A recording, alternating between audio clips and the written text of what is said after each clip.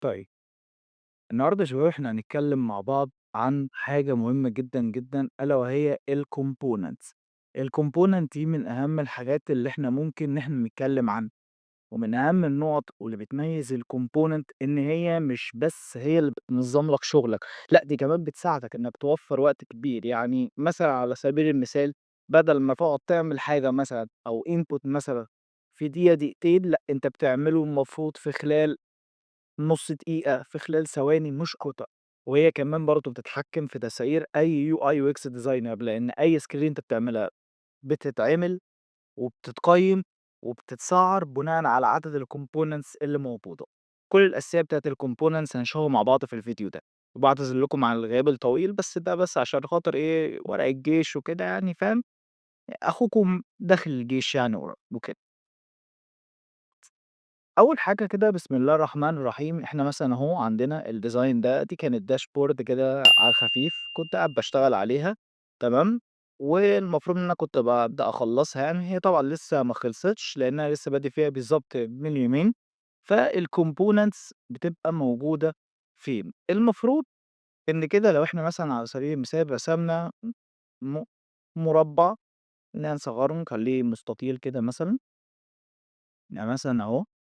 وجينا عند كلمة design دي، هنلاقي عندنا هنا أهي علامة اللي هي الcomponent، المفروض إن هي إيه، لمّا أنت بتدوس عليها كده من بعيد هي بتبدأ أهي. لأ دي ما هياش دي، في برضه اختصار ليها أهي، اللي هي إيه create a component اللي هي control alt K، تمام. طيب هنلاقي عندنا هنا على سبيل المثال إن أنت يا باشا لمّا بتيجي تعمل هنا مثلًا component كده، هتلاقي عندك إن أنت الcomponent دي أو علامة الcomponent الموجودة دي، المفروض إن هي بتكون دي. طب إيه فايدة الcomponent أو يعني الcomponent؟ component يعني عنصر أو عنصر بيتغيّر، المفروض إن العنصر اللي بيتغيّر ده بيساعدك إن أنت تقدر تعمل زرار، تقدر تعمل input وهكذا. طب تعالَ مثلًا نعمل كده مع بعض input كده في السريع، input على الله حكايته. طيب مثلًا أنت جيت مثلًا أهو، وليكن مثلًا هنكتب إيه، خلّينا نكبّر الخط كده شوية، خلّيه مثلًا ب36، أنا باحب الsize ده من الخطوط، تمام. مثلًا ولكن هنكتب مثلًا أي حاجة، وليكن هنكتب هو في إيه، أهو hello. يا الله! خط بُص صغير أوي، بُص، هتلاقي إن هنا برضه من ضمن مميزات الcomponent ده اسمه الcomponent الرئيسي، أي حاجة بتتغيّر على ده، بتتغيّر المفروض على ده. طب على سبيل المثال لو أنت مثلًا قررت إن أنت تكتب وليكن بُص، ما هنا ما اتغيّرش، يعني بُص لو لاحظت هتلاقي إن هنا أهو ما اتغيّرش عن هنا أهو، ما بيتغيّرش، ما فيش تغيير.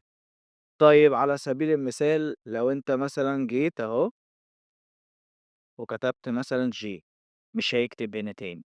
ليه؟ لإن أنت لعبت في ده. فهنا الcomponent بيميّز عليك أو بيفرّق عليك إن أنت بدل ما تقعد تعدِّل في مثلًا 50 input، لأ أنت بتاخد الinput الرئيسي بتحطه كده برّه، تبدأ تعدِّل عليه براحتك وبمزاجك. تقعد كده تحطه في section عشان تعدِّل عليه. بالمناسبة لو أنت عايز تعمل section في shift S أهي وتعمل كده select كده، وفي يا باشا ممكن تكتب على طول إيه، أو من هنا أهو تدوس عليها وتعمل زي ما أنا عملت كده.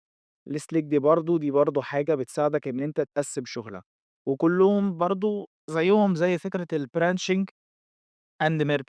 ممكن برضه أبقى أعمل لك حلقة عنها، دي كده ميزة بتبقى advanced المفروض إن هي بتكون موجودة هنا بالمناسبة. الميزة دي بتساعدك إنك تعمل حاجات كتير أوي. طيب برضه من ضمن برضه النقط المهمة أوي اللي إحنا عايزين نتكلم عنها في الcomponent، وهي نقطة كبيرة ومهمة جدًا، جدًا، وما ينفعش إن إحنا ننساها، ألا وهي لو أنا مثلًا عايز أفُك مثلًا component، بُص أنت دوست عليه أهو، هو اتفك خلاص. يعني أنت لو عايز تشيله هتدوس على دي كده وهي زراير.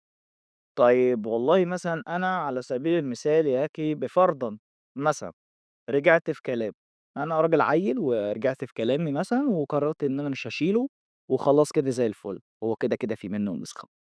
فأنت عندك أهو create a component، عندك reset instance اللي هي إيه، إنك ترجّع الcomponent تاني، أو ترجّع الحاجة اللي أنت كنت عاملها قبل كده.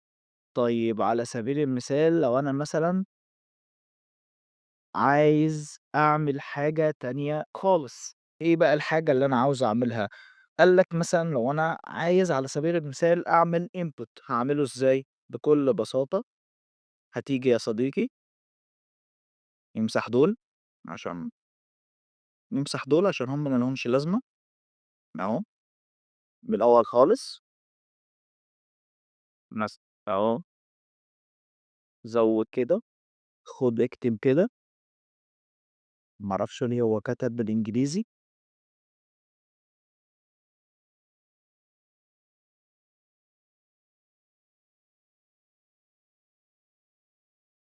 أهو بالشكل ده، وهنيجي وندوس هنا عشان خاطر الtext ما بيكبرش عن طريق إنك تدوس shift وتدوس على أي جنب، لأ ده في الصور في الshapes، لكن الtypography ما بيكبرش. أي حاجة، وليكن مثلًا هنكتب hello، تعالَ يا عم، تمام؟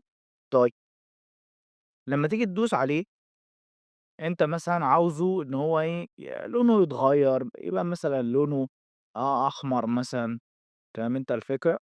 وهكذا. في حركة حلوة أوي إحنا ممكن نعملها، ألا وهي إيه، إنك بدل وركّز معايا في كلمة بدل دي، ما تعمل component لكل واحد ومش عارف إيه، لأ، في حاجة أسهل بكتير وأسرع بكتير جدًا، جدًا، component set. هنا أنت بتعمل إيه، بتوفّر على نَفْسك وقت. هنا هتلاحظ إن في 2 prototype ظهروا لك، ألا وهُم إيه، 3 هنا مش 1 بس وحياة. هتلاقي هنا مثلًا على سبيل المثال لو أنت عايز مثلًا كده أهو خدته مثلًا كده، فأنت تبدأ تعمل إيه، ممكن يبدأ يغيّر معاك اللون وهكذا، هتلاقيه اتغيّر معاك، لإن كلمة hello اتحطت في component من غير قصد، فطبعًا دي غلطة طبعًا. إحنا ممكن عادي جدًا، جدًا إن إحنا نشيلها، وده عن طريق أهو آدي كلمة hello أهي، أنت ممكن تشيلها أهي، عادي خالص، فهي دي الفكرة. طيب أنت كده يا باشا بتتكلم على حتّة إن هو إيه، برضه عندك أهم نقطة لازم إن إحنا نقول عليها أو نتكلم عليها، ألا وهي المتغيرات. ده بيساعدك أو دي المفروض إن هي كده بتساعدك بشكل مباشر على حاجة اسمها الboolean اللي هو برضه إيه، boolean دي حاجة هنشرحها شوية قدّام في الvariables ليها علاقة بالمتغيرات. المتغيرات اللي هي عبارة عن إنك تدوس على زرار فيقلب مثلًا من dark mode لnight mode وهكذا. زرار واحد بيغيّر لك وضعية واحدة. فهنا برضه أنت بدل ما أنت تعملها بالبوليان لأ، ممكن عادي جدًا خالص أهو، آدي ده أنا باتحكم فيه من هنا أو من هنا، بس الفكرة إن البوليان بتساعدك إنك تعمل ده جوّه الprototype نفسه، تمام؟ طيب دي نقطة برضه من ضمن النقط المهمة اللي إحنا لازم نتكلم عنها. طب في نقطة كمان عايزين نتكلم عنها طبعًا، ألا وهي يا باشا الassets panel. الassets دي المفروض إن هي بتساعدك استنى، إحنا عملنا لها إخفاء من هنا، فإحنا ممكن نعمل إيه، ندوس على ده كده هيرجّعها لنا تاني عادي. الassets دورها إن هي إيه، بتشوف لك كل الcomponents اللي عندك، بتاخد كده أهي وتقوم ساحب كده component وجاي، هي دي ميزتها. ومن ضمن مميزاتها برضه إن أنت لو شغال في team كبير وما فيش وقت إن أنتم تدوّروا ومش عارف إيه، لا، لا، لا، هي بتسهّل عليك وبتاخد كل الشغل بترميه على طول بالdrag بدون أي مشكلة خالص. الميزة دي مش بس ميزتها كده، لأ دي كمان متصلة بالlibraries، يعني أنت لو في أي component تاني مثلًا أو حاجة تانية جوّه نفس الfile ده، أنت ممكن تجيبها عادي بكل سهولة، يعني مش هتقعد تدوّر عليها كتير في الfile وفي الlayers، لا، لا، لأ، هي بالassets يا باشا على طول، خُد واخلص، ما توجعش دماغك. طيب في نقطة كمان برضه مهمة جدًا لازم نتكلم عنها، ألا وهي لو أنا مثلًا عايز أعدّل على الcomponent زي ما قُلت لك لازم بنعدّل على الcomponent الأصلي. طيب يا باشا أنا لو عايز أعيد زي ما قُلت لك برضه من هنا. طيب في حاجة كمان الvariant. إيه الvariant بقى أو إيه مشكلة الvariant بالضبط عشان أنا أكون فاهم وعارف؟ باسمع الكلمة دي كتير، كتير، كتير ومش فاهم معناها. بُص يا باشا، الvariant مهم أوي، لإن هو حرفيًا هو المتغيّر. شُفت الزرار الحلو اللي إحنا عملناه ده أو مش عارف إيه، ده يا باشا الزرار ده اسمه variable اللي هو متغيّر، إنّك تغيّر من حالة لحالة ومش عارف إيه وكده. فبمجرّد ما أنت بتعمل كده أنت بتغيّر، يعني أنت يا دوبك أنت بتدوس يعني بُص خلّينا نلعب على ده عشان خاطر دول ما يحصلهمش حاجة، لإن دول الأصل. أهو، أنت عمّال بتغيّر أهو، عمّال بتغيّر وبراحتك من حالاته.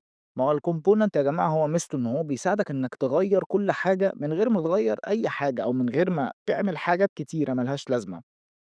عشان كده اسمه component وعشان كده ده برضه اسمه variant لإنه متغيّر، بيتغيّر معاك، بيقدر إن هو يساعدك إنّك تتغيّر معاه.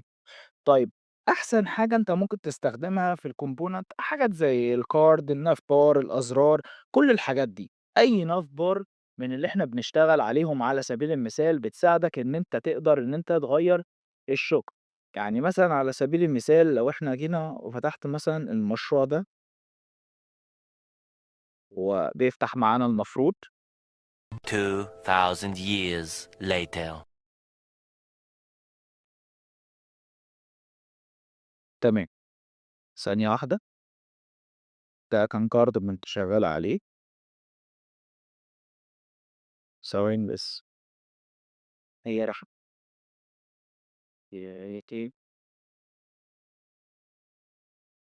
بُصّوا يا جماعة هتلاقوا مثلًا ده كان site كده قديم أوي يعني المفروض كان يتعمل له redesign بس أنا ما أعرفش ليه كسّلت وما عملتلوش. المهم هتلاقوا هنا بُص كان طبعًا طرش component طبعًا أنا كنت لسه طبعًا إيه، أنا كنت لسه جديد في المجال، كان الكلام ده كان من سنتين المشروع ده، كان المشروع ده قديم أوي فمعلش. فهتلاقي إن ده مثلًا كانت حاجة اللي هو لمّا أنت تدوس هنا يطلع هنا وهكذا. حتى الprototype بتاعه تقريبًا شِبه خلصان يعني، بس هو محتاج يتعدّل نَفْسه، لإن هو فيه كوارث، يعني هنا مثلًا أهو هنلاقي المسافات هنا مش مضبوطة، المسافة بين هنا وبين هنا وِحشة أوي، تلاقي إن هنا دول نازلين شوية المفروض يطلعوا، يعني برضه إيه، الخبرة بتحكم، وده إن دَل على شيء بيدُل إن برضه الخبرة عامل أساسي وعامل مهم، الشطارة مهمة، بس الخبرة برضه أهَم، لإن الخبرة هي اللي بتدّيك إنّك تقدر تعرف أخطائك فين وتعدّلها. طيب، هتلاقي برضه عندك هنا من ضمن الحاجات اللي إحنا عايزين نتكلّم عنها أهو، آدي الcomponent أهي، وآدي يا باشا كل حالاته، كل أمّا بتدوس بتقدر تقرأ. وبالمناسبة جوّه الcomponent لمّا أنت بتيجي تعدّل حاجة أو تعمل حاجة بُص، مثلًا على سبيل المثال لو دوسنا وليس هنلاقي بتظهر كلمة change to دي، الكلمة دي ما بتظهرش إلا في حالة لو أنت جوّه component أو جوّه variant كامل زي ده. طب إيه علامة الplus دي؟ علامة الplus دي لو دوست عليها هو بيزوّد لك حالة من آخر إيه، من أول component أنت دايس عليه. يعني على سبيل المثال لو دوست كده هيزوّد لك اللي هي ابحث هنا دي، اللي هو دي. طب لو دوست هنا أهو، زوّد لك هنا إيه، component ده وهكذا. طبعًا هو مش هيبقى مرتبط معاهم بشكل مباشر، بس هو هيبقى جواهم وstill هو موجود برضه جواهم. طيب، دي كده إلى حدٍ ما معظم الtricks اللي موجودة، وآخر حاجة عايز أختم بيها إن شاء الله إحنا هنكمّل مع بعض أساسيات Figma وهنخلّص كمان، وهنحاول على قد ما نقدر نكثّف الحلقات تعويضًا طبعًا على الحاجة اللي إحنا عملناها، إن إحنا قعدنا مدة كبيرة وما نزّلناش حلقات. أشوفكم في فيديو جديد، سلام.